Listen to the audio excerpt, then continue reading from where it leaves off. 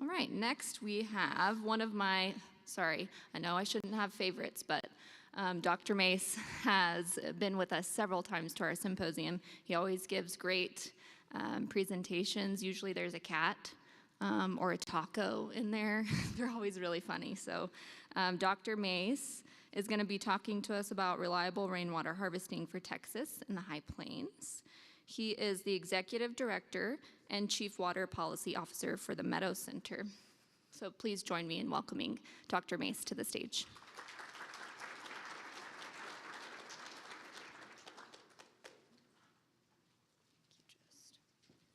Just hit the green button. Awesome. Thank you. Thank you. Well, good morning, everybody. I was just looking to see if I hit a cat somewhere. I did. So if you see the cat, meow. I am a rainwater radical. I will confess. I wasn't always a rainwater radical. I got bit by the rainwater harvesting bug when the new Lady Bird Johnson Wildflower Center opened up in South Austin. And they integrated rainwater harvesting in a very beautiful way in their facility. And they had like an old Roman aqueduct going to a big tank. They were really up front and center with it. And so based on that, skipped over the rain barrel that a lot of times communities will offer up to encourage people to use rainwater instead of the source water to an 800-gallon tank. And I quickly learned it wasn't enough. If you start collecting rainwater, I'm going to warn you, it changes your DNA to where you want it all. And so my wife and I are fortunate enough to build a home in Austin from the ground up. She works in the power industry. I work obviously in water. We have what I call a utilitarian marriage. But when we designed this house, we strove to make it energy efficient and water efficient. And of course, rainwater harvesting was a key part of that. And in fact, we fired our first architect who didn't understand that because he wanted to hide the tank underground, which meant boring in the limestone. And I was like, no, I want to be in my living room with a cup of coffee, in my underwear, looking out the back window and seeing my tank. That's what I want. And that's what I have right now. Neighbors probably don't like that. I think they're okay with the tank, but we have a big tank now for an urban setting, 5,000-gallon tank. And the reason it's so big, and it's fed by a 2-car garage, and my rainwater friends who are professional installers are like, that's insane. And what I did to design it is my former employer at Texas Water Development Board has a nice page on rainwater harvesting, and it has an Excel spreadsheet that allows you to calculate how big your tank needs to be to achieve your goals or what your needs are. And so I used that, and it said I needed a 2,000-gallon tank for my 2-car garage. However, it's based on average monthly rainfall. Is there any such thing as average monthly rainfall in Texas? No, it goes up, it goes down, it's all over the place. Also, my goal was to not use any city water, which is sourced from the Colorado River, not use any city water outside. So I wanted to have a reliable outdoor supply. Now, I would say, never say never, but I would say you can't have a rainwater system to have enough water to water turf. And we're xeriscaped. We have some Aggie zoysia that goes blonde during the summer if it gets really dry. But we're using this tank to water gardens and other plants by hand. We don't have a sprinkler system. And so I geeked out, and I was like, let me download the daily rainfall data from Camp Mabry nearby, which is a 100-year record, and let me modify this model to calculate how reliable the tank is. And what I found using average monthly rainfalls is that there was a 40% chance every year that tank would go dry. And for my goals, that was not acceptable. And so it turned out I needed a tank that was really more like 5,000 gallons. And so this presentation I left the Water Development Board about 10 years ago, joined Texas State, and I was like, I need to find a grad student I can victimize with this project. And so And so I did. And so it's Ricardo Briones there on the right. He walked into my office one day. He was a sustainability studies student at Texas State, and he goes, I really want to work on rainwater harvesting. I'm like, I got a project for you. And so this is what I'm going to share with you is the output from this project. Now, this presentation's focused on reliable rainwater. And in central Texas and the hill countries, there are places where people buy houses where you can't get a good well, and there's no rural water supply corporation. And so, believe it or not, Dripping Springs area is one of the world leading areas of rainwater harvesting for households and potable supplies. And so our focus was how do you design a system that's reliable in times of drought for a household? And that requires reliability, or something we call firm yield. We'll talk about it in a bit. I want to stress that, and I've had some conversations with some of my rainwater friends, where is it okay to have unreliable rainwater harvesting systems?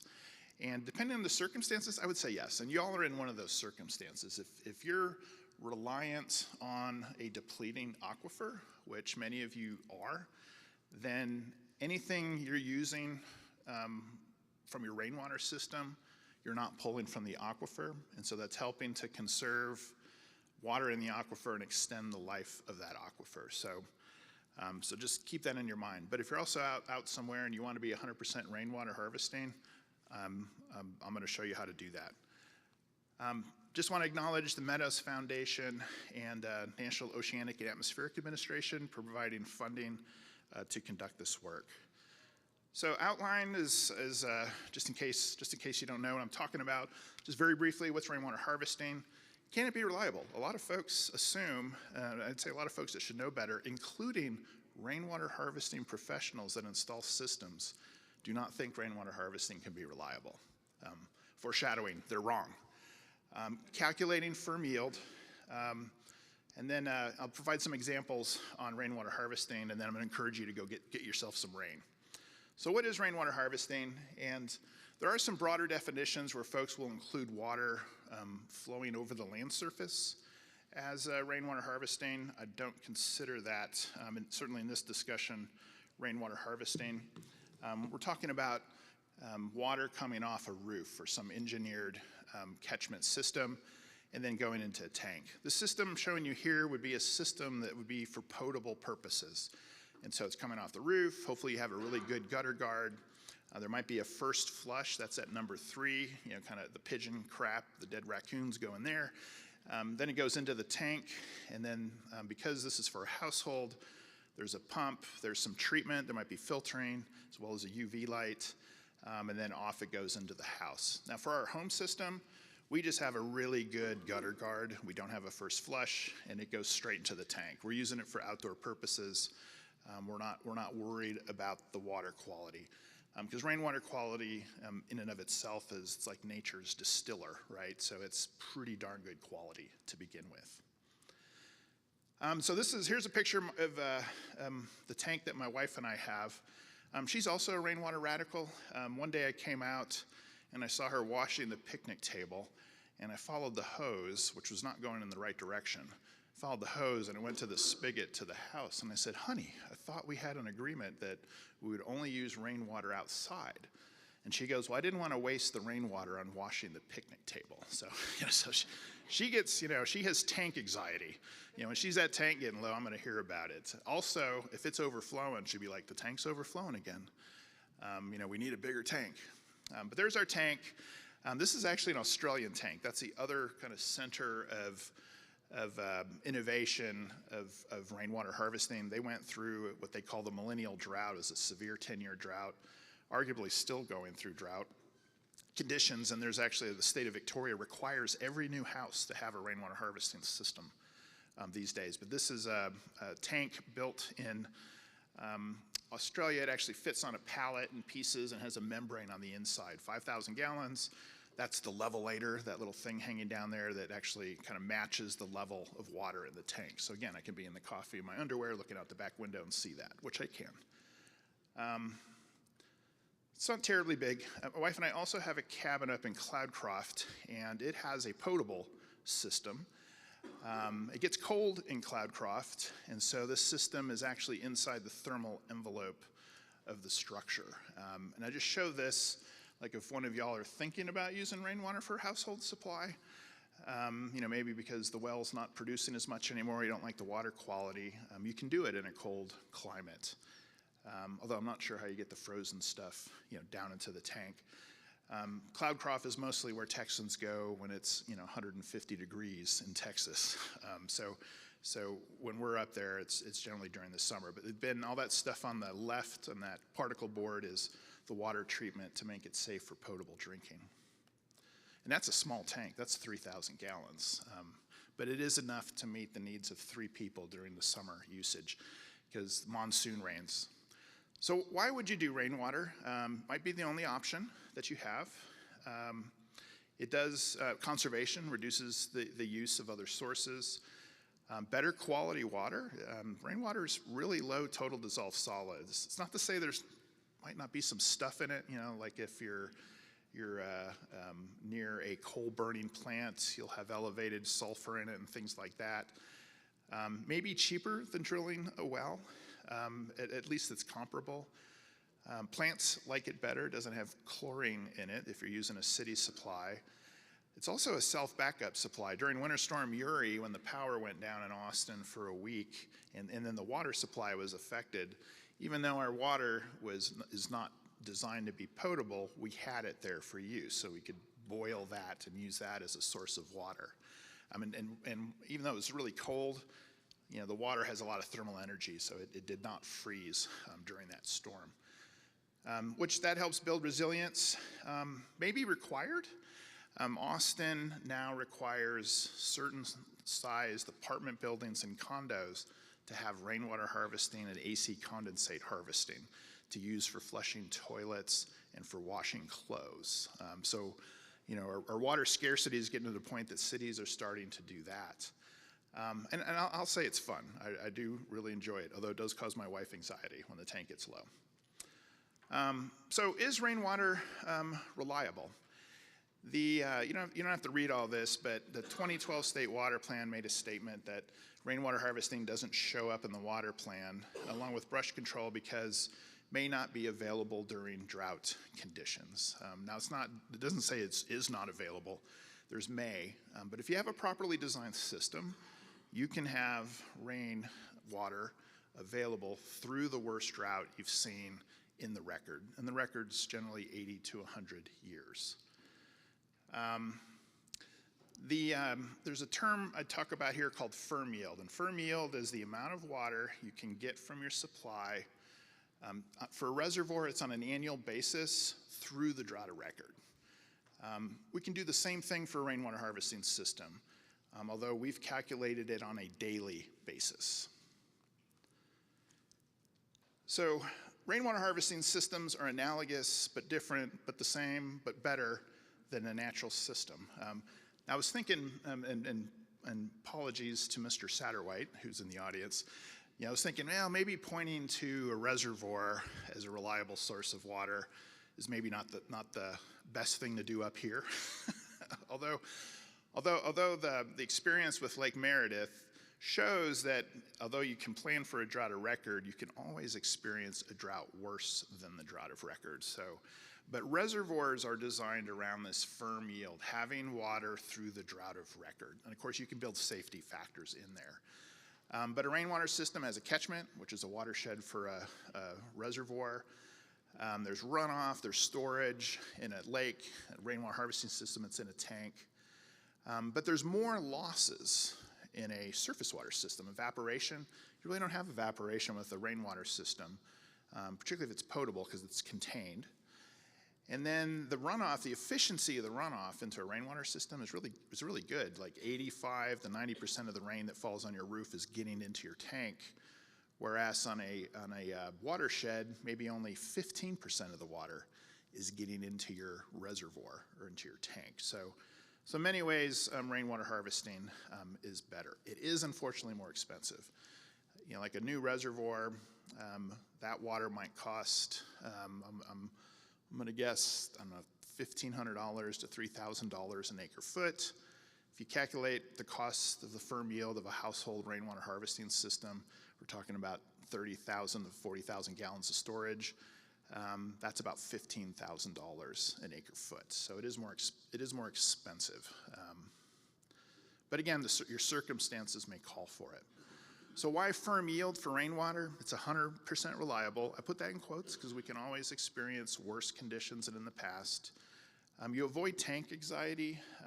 So in other words, if you own a potable rainwater harvesting system and it's going to cause you great discomfort for that tank to go dry, if you have a system designed with a firm yield, the odds of you experiencing that are low. It does add cost to add more storage or add maybe more gutters and roof drainage, but it may minimize the overall cost. So a lot of, interestingly, rainwater installers in the hill country will design systems that are designed to fail. They call it right sizing, I call it wrong sizing. They're designed to fail because they're designed to have the homeowner haul water when the tank goes dry. And to me, I'm like, let the homeowner decide whether they want to do that or not. If I was building a home 100% reliant on rainwater, I want that sucker full through the drought of record, and I'm willing to spend a little more money to get there. It does increase the site resilience, water goes out, local resilience and regional resilience, and it does reduce the use of groundwater, so it's certainly relevant up here. So calculating firm yield, I apologize in advance, I'm going to show you an equation. I'm not going to go over it in great detail. It's really simple. It's like your checking account, right? You've got money coming in, you've got money coming out, and you want to make sure that the money coming in is more than the money going out, so your account doesn't bounce checks. It's the same thing with firm yields. We want to make sure the water coming in is more than enough to meet the needs going out during any part of the record. And again, we did this based on daily rainfall. So, and we turned this into an Excel spreadsheet. So this isn't rocket science, this isn't complicated. We called it the Rainwater Assessment and Interactive Enumerator for Firm Yield Analysis Limits, which luckily turned into the acronym RAINFALL. Little foreshadowing here, this is the Amarillo sheet, and these are available online for y'all to use. And I put in the catchment for the convention center here. So it's 350,000 square feet, and I went ahead for this example, put 1 million gallons of storage. And then I can calculate, adjust that daily demand or what the production could be over time such that you can see the record, which here goes from 1946 to current, and you can see the ups and downs in the tank. You can also see that really bad drought that Lake Meredith suffered in a new drought of record for your region in that 2011-2015 timeframe, where you see that kind of tooth gap on the right at the top of the chart. But you also see at the bottom, it never hit zero. So I adjusted how much you could use, the daily demand, to make sure it came above. And so with this system, you could provide nearly 5,000 gallons a day for this facility. I don't know what this facility uses in a day. You're not going to irrigate corn with this system, but you could certainly offset a lot of use with a system like this. So with this spreadsheet, you can calculate reliable rainwater. Even if you're not planning for reliable rainwater, you could use it to see how much could I get out of the system? How big of a tank do I need? How often am I going to have to turn on the well if I put this system in? Do I need to add more roof to the tank? This spreadsheet can help you do that. Now this is an interesting example. My right sizing rainwater friends will say that you're wasting money by buying a bigger tank. If your system's 95% reliable, that's pretty dang good. 95% reliable is pretty good. I'd expect better from my automobile, but 99% reliable sounds really good. This is Austin, and if I increase the use here, and down in the left, right, you see reliability, 100%. That means every day there's water. You can get water every day during this period of record, which goes from the 1930s forward. I doubled the use, and I was doing an analysis, and I thought this was interesting. You can see, as expected, the tank's going to go dry. But it goes dry, I would say there's a 50% chance overall it goes dry in a given year. This is a 99.81% reliable system. So it's almost 99.9% reliable, but you would have to be hauling water once every 2 years with this system on average. So this is my point. It's like, shoot for firm yield if this is something that you need. This is your 100% supply. Another interesting finding was that going in, my assumption is that the drought for the Highland Lakes in Austin that feed Austin, which similar to here is now the 2011-2015 drought. It was the drought of the 50s. I assumed that would be the drought that would govern the reliability of rainwater supply. Not true. It turns out that your drought of record depends on your water system, which is interesting. So if your reservoir was a different size, it might be a different drought of record than it is today. So this is an example from Wichita Falls. For this particular system, the drought of record really is 1930 to 1970, but it bottoms out in the 1970s. A slightly different configuration here, and it's the drought of the 50s. Another different configuration here, and it's the 2011 to 2015 drought. So you can't assume that the drought for the big reservoir is the same drought for your rainwater harvesting system. So another argument for looking at the full data you have available. And why not? You can do it in an Excel spreadsheet. It's not like you need a supercomputer to do this analysis. This is showing a map of reliable rainwater harvesting system across the state. Again, this is focused on a household. You could scale this up. We did calculations for the Gigafactory in Austin, and like Elon Musk could meet 25% of his water needs for building Teslas and whatever the hell else he's doing in that building, if you collect rainwater off of that roof in a reliable way. But this is showing that how much you can do with a system that's 3,000 square feet of roof, which is the typical size of a new home in Texas these days, with 30,000 gallons of storage, which is a typical size system in the hill country. And we just said, let's just run that all across the whole state. And you can do rainwater harvesting in El Paso, Texas. You can't fly into El Paso, Texas for the next 10 days, but you can do rainwater harvesting in El Paso, Texas. 34 gallons a day you could get through the drought of record, reliable. Now you'd be living alone, because 35 gallons per person per day is the amount that an efficient household uses that doesn't do any outdoor irrigation. You can get by in 35 gallons per person per day. El Paso, Texas, you can do it. There's Amarillo, 66. Looks like you could have a girlfriend in Amarillo, but she'd only have to bathe every other day. Or a boyfriend, but the boys generally only bathe every other day anyways. So with the system, but you could increase this yield easily by adding more roof, in some cases making the tank a little bigger, and you can do that in the spreadsheet. I promise you, it's a lot of fun. So yes, so here's the, I love Texas Water Development Board's groundwater database. You go there to look at wells, but it has all these other cool tools. And one of the tools it has is you can zoom in on imagery, and then you can actually draw around a building and calculate building area. So I did that, and with a 500,000 gallon tank, which to me looks like the size of a kind of a metal corn silo, kind of a standard metal corn silo, you could get 2,700 gallons per day. If you go up to 1 million gallons, you could do 4,700 gallons per day. So again, yeah, I was able to do this analysis. Once I had the area of the roof, I could come up with these numbers in less than 5 minutes using the spreadsheets. So I want to encourage you to go get some rain. There are some concerns. It's like, if I'm collecting rain, aren't I stealing it from maybe recharge to the aquifer, or I'm stealing it from running into the river. We have a report, and in that rainwater report, we take a look at that. And on balance, I would say you can collect rainwater guilt-free.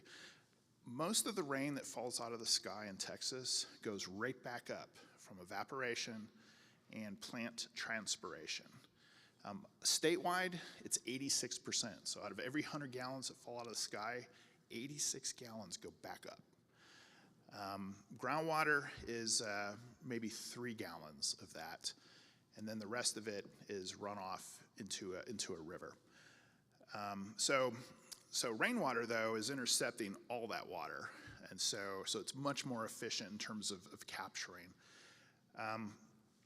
The built environment produces a lot of runoff, and so even if every roof in Texas captured every drop of rain that fell on it, there's enough other impervious covers such as roads and things like that, sidewalks, that there's like 3 to 4 times increase in surface water runoff from that.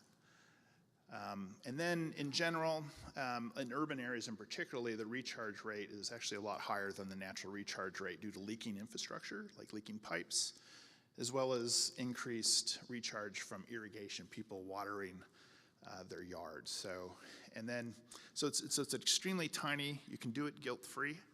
You know, if your neighbor comes over and shames them, you give them my phone number and I'll tear them a new one. I'll set them straight. So conclusions. It's easy to achieve a firm yield for rainwater harvesting in most of Texas. I don't know why I say most. I should say all of Texas, because again, if you can do it in El Paso, you can do it anywhere. You know, rainwater harvesting is often associated with Central Texas, but there's no reason you couldn't do it over the entire state. And I'm really proud and happy, like the Panhandle District has a rainwater harvesting program, which is fantastic. Sometimes groundwater management plans are required to have a rainwater component, and oftentimes you say, well, we don't get enough rain. There's even one groundwater management plan in East Texas that says we get too much rain for rainwater harvesting. I'm like, what?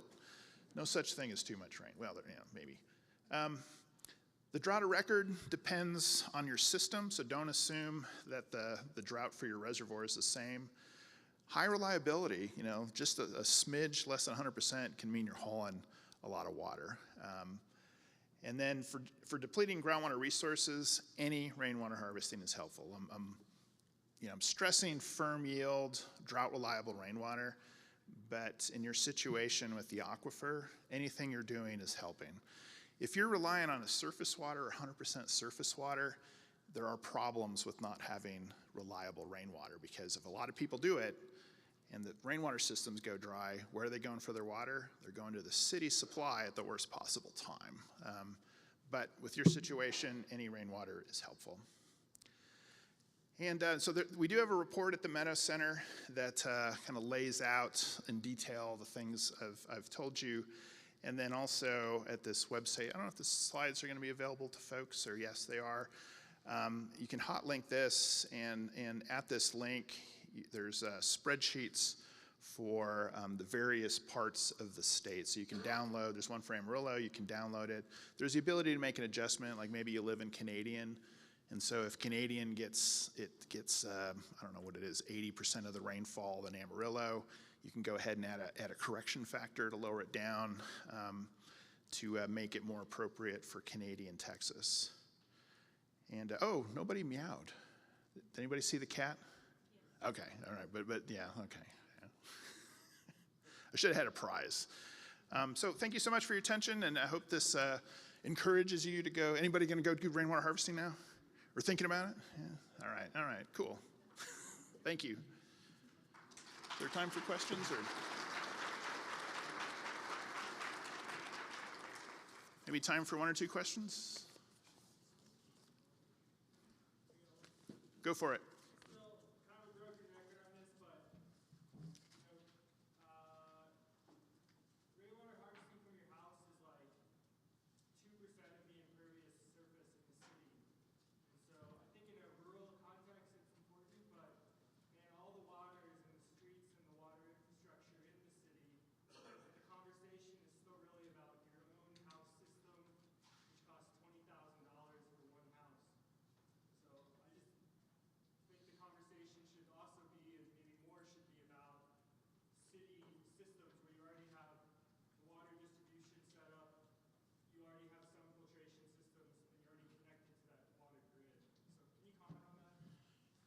Yeah, it's a good comment, and right now I'm doing some thinking and some research on like how does it make sense to build rainwater harvesting in an urban setting with a centralized water supply?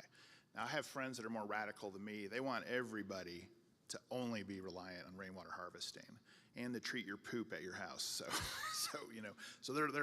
they're off the kilter as far as I'm concerned. I think there's also, it's like, I don't know what your neighbors are like, but like I wouldn't want my neighbors in charge of their water supply system because they're probably going to make themselves sick, because when you're responsible for your own water supply, you really have to be attentive to it. Groundwater tends to be really safe. You still have pathogens in rainwater, the little wigglies. That is the reason you get surface water treatment and chlorine to kill those things so you don't get the green apple trots when you're drinking a glass of water. And then in certain cases, it can actually kill people who are particularly susceptible to it. Kind of where I'm going on the rainwater harvesting in urban settings is like having a system at a house, which would be much smaller than 30,000 gallons, because that's an issue. Like where you put that on a city lot, there really is no place. But having a system that provides the non-drinkable indoor water supplies, so flushing toilets, washing clothes, maybe you could even use it for washing, the dishwasher. And then keeping the truly potable supply coming from the centralized supply to ensure that that's safe. And then designing the indoor system to have an overflow that goes to an outdoor system that then is used to meet the outdoor needs and takes outdoor lawn irrigation off the table. My back of the envelope calculations is like if Texans could give up outdoor irrigation and particularly turf, we wouldn't need to build any water projects for cities. There's enough water being used there to meet the needs for the next 50 years on a statewide basis. It's probably going to be different on a community basis. So, and then I also want to say that stormwater is another potential source of supply. A&M has done a great job in some of its newer construction of collecting stormwater, which would be the water running off the parking lots or off the land, capturing it and then using it typically for outdoor use. Wichita Falls, which nearly ran out of water in that 2011-2015 drought, they were like 90 days from completely running out of water. Now their airport is now almost completely watered by stormwater collection, which is kind of a different form of rainwater harvesting. So hopefully that answers your question, but that might be it. So thank you. Thanks again.